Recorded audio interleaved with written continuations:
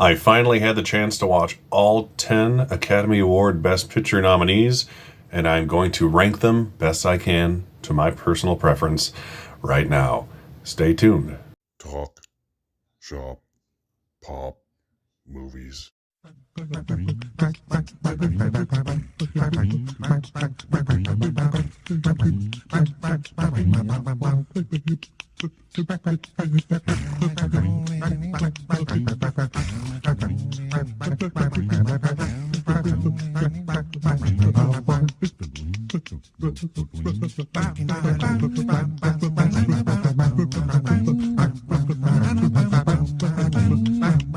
Ahoy there, this is Derek, the Convicted Cinephile, and if you're a convicted cinephile yourself, please like, share, and subscribe to the channel down below.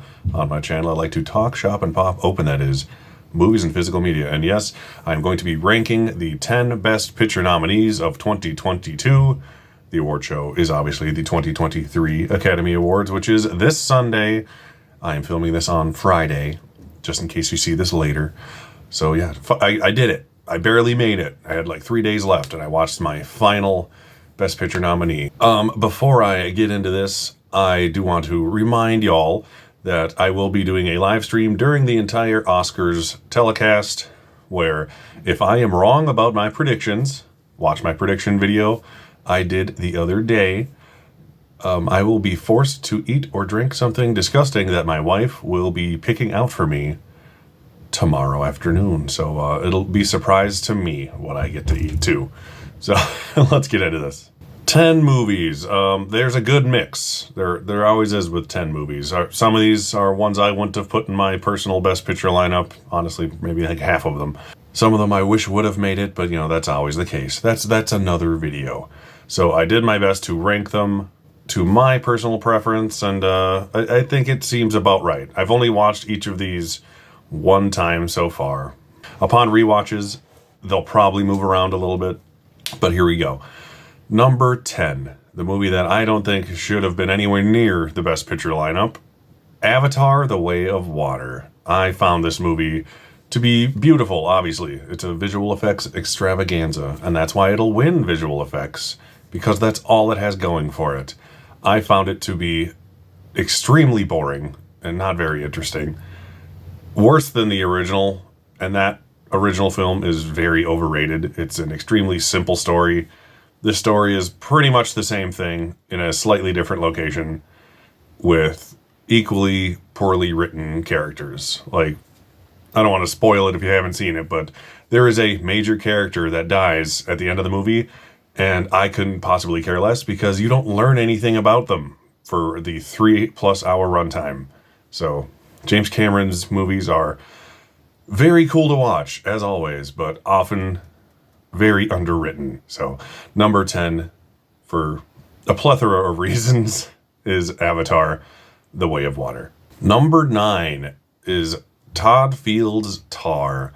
This is a weird example that I appreciate everything about the movie. It is extremely well directed. I like Todd Field's other films much better, especially In the Bedroom. It's fantastic. Cate Blanchett's performance is amazing. She always is. It's shot beautifully. The cinematography is great. The music is interesting. The sound design is great. Everything about this movie is very good and well made. But it's too damn long and too damn slow. And in the end of it, I just didn't give a shit. I didn't care for 2 hours and 40-odd minutes of this movie about anything that was going on. I will watch it again. It does require a rewatch, I think. I'll probably like it more if I can sit down by myself and just focus on it. But as of right now, it's a well-made movie that I just do not care about. So Tar is number 9. Number 8 is another movie that I was really hoping I would enjoy. I heard a lot of mixed things upon its release, and I'm pretty much in agreement with the mixed things review of it. That would be Baz Luhrmann's Elvis. I've never been a giant Baz Luhrmann fan. I like Romeo and Juliet. Moulin Rouge is fine, but I've only watched it like once. Australia was god-awful. Great Gatsby is pretty, but it's, you know, beyond that, it's not anything too special. And this movie is kind of the same thing. It's a very beautifully shot, but it's also over-edited film where they don't allow the brilliant performance by Austin Butler to like sit and breathe for more than 5 seconds at a time. Same thing goes for its cinematography and production design. They're all well done. Everything about it's pretty well done. It just got Baz Luhrmann all over, where everything became too crazy that it took away from the actual Elvis story, which, if you don't like biopics, is kind of a good thing. I like biopics, I just don't like them to win every single award all the time. But the very miscast Tom Hanks as, was it Colonel Tom Parker? Is that his name? Colonel Sanders. Very awkward. And the fact that the movie is told through his perspective makes Elvis almost seem like a supporting actor in his own movie. He's in damn near all of the movie, but for like half of it, you just hear Tom Hanks narrating over it. And it was very distracting and didn't really make the movie any better. If anything, it just made it substantially worse. So, another example of well-made movie with a brilliant lead performance that's just ruined by the filmmaker, in my opinion, as opposed to the fact that it's boring and uninteresting like Tar was. So I would be more likely to rewatch Elvis than Tar, which is the only reason it's above in number 8. Number 7 is the movie I finally watched yesterday, and that is Women Talking. Women Talking is a very good movie. More accurately, it's a very good play shot on film or digital video, however it was shot. I don't know. I didn't look into it that far. I didn't care. But it's a fantastic female ensemble cast that is very well written, well acted. It is shot well, but then it's desaturated to the point of almost looking black and white, and that didn't add. It was more distracting than impactful. I heard a lot of that when the movie came out, and I do agree with that. I think it would have been gorgeous looking if it just had the natural lighting of the location where they filmed, but they desaturated it so much that it was like almost meaningless at that point. But this story is important. The fact that this takes place in the year 2010 is pathetic.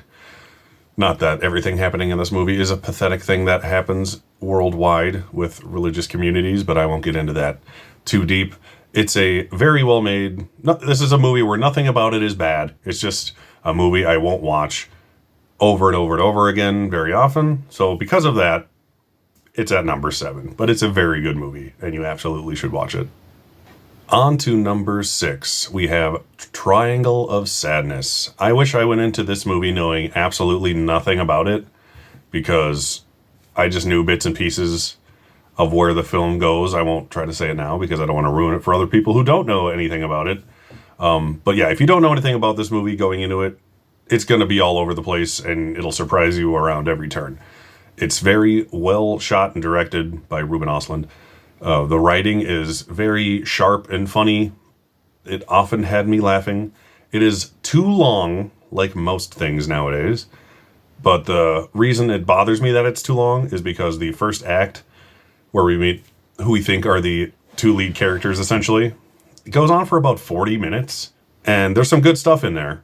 But from what we actually learn and what happens in that 40 minutes, it could have easily been cut down to probably 5 to 10 minutes and cut a half an hour off of this movie.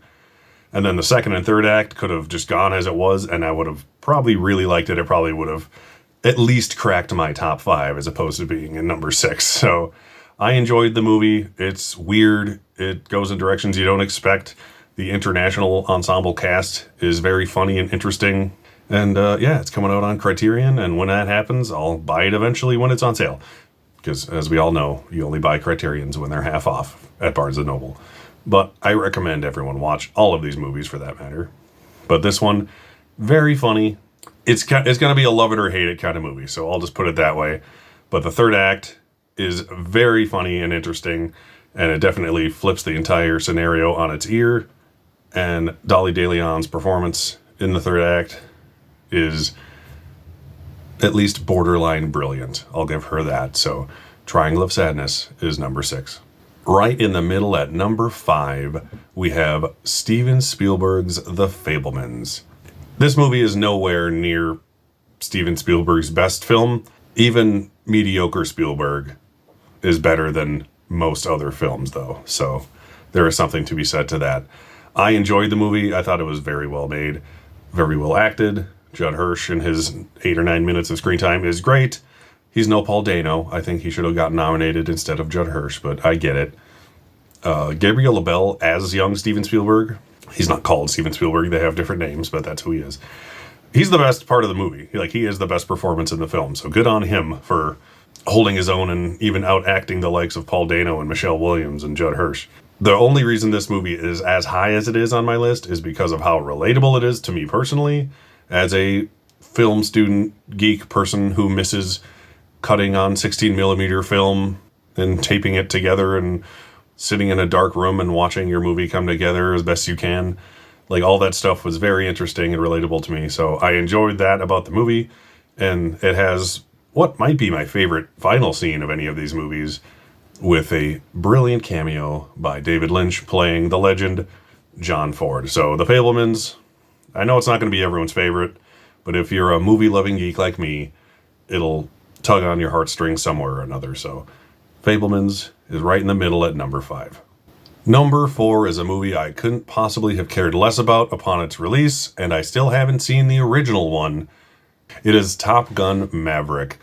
In any other person's hands, producers, director, Tom Cruise himself, this film, they would have taken the easy way out and just made it a CGI crap fest action movie like no other, and it would have been okay, and it would have made its money back, and then everyone would have forgot about it.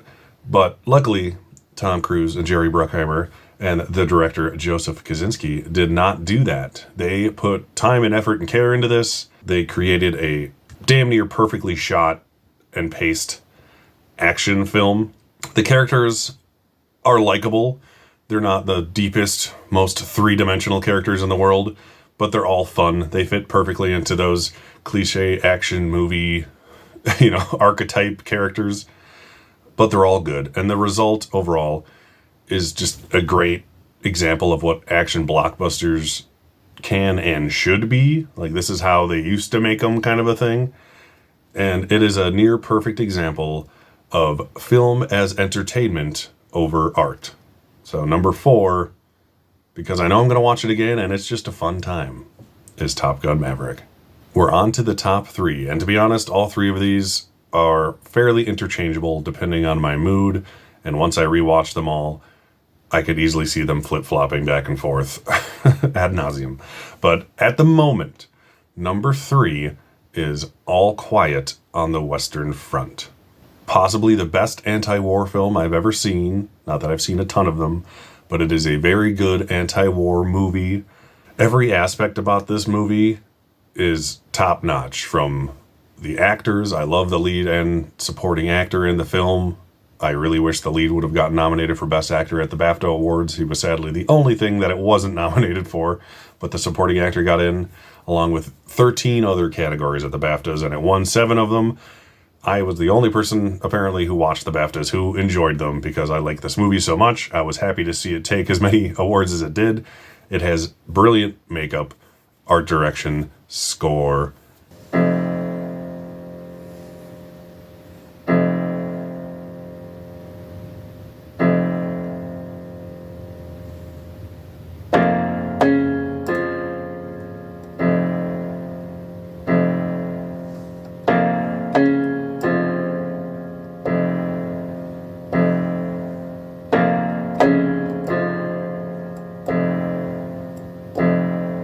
Is essentially perfect. The only thing knocking it for me is that I doubt I would rewatch it as often as the top 2 in my list, but I do really want to rewatch it. And it's coming out on 4K on the 28th of this month, and I'm very much looking forward to watching it that way as opposed to on Netflix, because I think it'll be much better. So although I may not rewatch it all the time because I'm an idiot who doesn't like to watch things I need to read, but I also can't stand dubbing, I'll be watching this many times regardless. So number 3 is All Quiet on the Western Front. On to number 2. So my number 2 film is pretty much everyone else's favorite film. Everything Everywhere All at Once. This is far and away the most original film of the year, and for that reason alone, due to his just overall wacky crazy nature. I am very happy to see it inevitably win Best Picture this weekend. If it ends up not, it'll be ridiculous, honestly, based on the stats going into that. It's not my favorite, but everything about it is great. I love the scrappy nature of the visual effects. I think I had a team of 8 or 9 people working on the visual effects, as opposed to, hundreds who would work on your average like Marvel movie or something like that. And I think they're just as convincing, if not better, sadly, than a movie with a $200 million budget. Despite all the weirdness and the butt plugs and the dildo fights and the hot dog fingers. The thing that stands out the most about this film is its brilliant ensemble cast with Ke Huy Quan, Michelle Yeoh, Stephanie Hsu, Jamie Lee Curtis, and James Hong. They take, along with the directors, the Daniels, what could have been easily a extremely confusing, convoluted, weird movie that doesn't make any sense and you lose complete interest in, and they boil it all down to a very relatable, family-focused dramedy film. The only knock I have on it is, honestly, I think it's too long. I think you could have cut 20 minutes out of this movie somewhere or another, and it would have affected the rewatchability factor a lot and possibly made it my number one. But because of that, and pretty much only because of that, it is my number 2. Everything Everywhere All at Once. Although I do think it's going to win Best Picture and Director and probably Screenplay and probably Editing and hopefully Actress and definitely Supporting Actor at the Oscars. And if you know what the list is, you know what my number 1 is. But if you don't have the list memorized, even I forget one when I'm trying to remember them and write them down, to be honest. My number 1 is The Banshees of Inisherin, by writer-director Martin McDonagh, who I love. I love his 3 Billboards. In Bruges is great. I wasn't a huge 7 Psychopaths fan, but I need to give it another watch. But the other 2 I like enough that I can ignore that one. This is easily my favorite screenplay of the year. It's not as original as Everything Everywhere, but I think it's better written. The dialogue is sharper. It's cut together perfectly. It's acted perfectly. And all those things put together just make it constantly funny. Every line in this movie makes me at least chuckle a bit, if not laugh harder. The ensemble cast is perfect. Colin Farrell. I would love if Colin Farrell ended up winning Best Actor, but I doubt it's going to happen at this point. Brendan Gleeson is always amazing. Barry Keoghan is adorable in this movie and hilarious. Carrie Condon, my choice for Best Supporting Actress, is the heart of the film. She's sweet and hilarious throughout the entire thing, and you just fall in love with her, just like Barry Keoghan does. So I can relate Barry when I watch this movie. It's the perfect amount of weird to keep me perfectly invested. Martin McDonagh, to me, is very Coen Brothers-like, which is why I like the 3 Billboards film so much. And the Coen Brothers are my favorite filmmakers, so his humor and style clicks with me very well, more so than most people, I have a feeling. But it boils down to the fact that this is the only film out of these 10 that was better than I expected it to be, and the only one that after watching it, I couldn't get out of my head and know for a fact that I will like it more when I rewatch it. So, because of many a reason, Banshees of Inisherin is my favorite at this moment. Best Picture nominee of 2022. But who gives a shit what I think, right? What's your favorite Best Picture nominee? Give me your top 10 ranking or whatever you've seen ranking in order in the comments. I'd like to know. Let me know. I want to know things. But above anything else, I want you to watch the Oscars with me this Sunday, 7 p.m. Central Standard Time. I will be conversing in the chat as often as I can, mostly during commercials, because there's a lot of commercials. So it'll give me, 20 minutes every 2 awards to talk to you guys. But it sounds fun. I'm always excited to watch the Oscars. This year is exciting, unlike last year, where I only got one wrong, and it was like the live-action short film. So basically, I didn't get any wrong that anyone knows. This year could go anyway. Pretty much every category, with the exception of 3, has at least 2 or 3 very likely options that could win each category. So I am excited to watch them. I'm excited for you to watch me eat disgusting crap. So, on that note, once again, my name is Derek, the Convicted Cinephile. Please like, share, and subscribe to the channel down below. Thank you for watching, and I'll see you at the Oscars. Shop, pop, movies.